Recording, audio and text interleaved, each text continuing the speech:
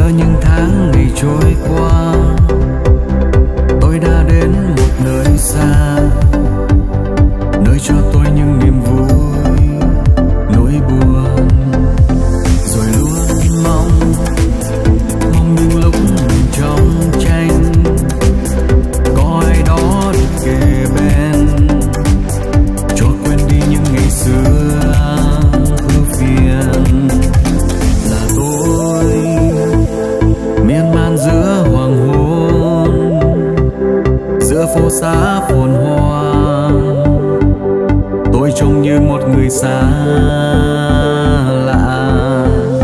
Là tôi lang thang giữa bình minh, giữa phố xá lặng thinh.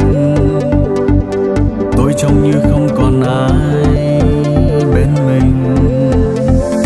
Nhớ ánh mắt thơ ngây, tay trong tay lối về. Nhớ tiếng hát đam mê, hai bên nhau vẫn kề. Nhớ quán xa bên lề, trong không gian bốn bề và ly cà phê mãi mê.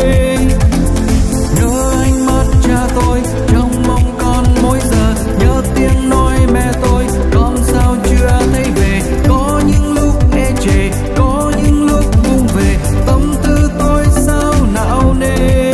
Thì lái về nhà, về vui với vườn cà, về thăm cỏ cây hoa lá.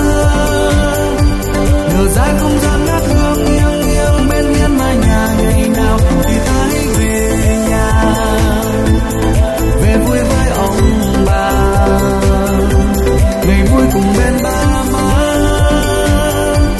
Và ăn bữa cơm với canh thơm ngon, nỗi sao ấy thật nồng nàn. Thì lái về,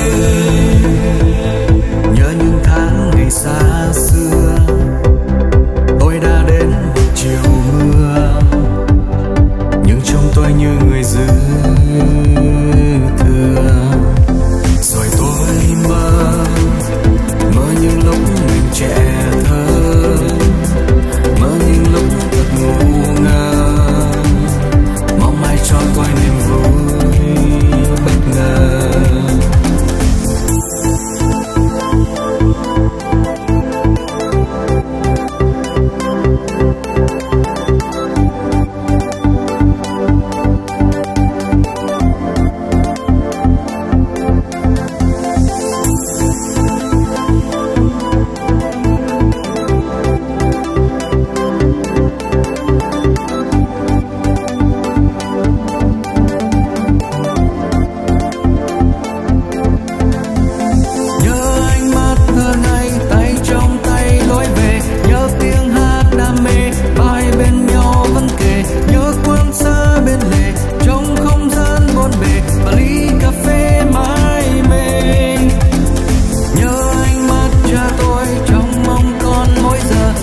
Tiếng nói mẹ tôi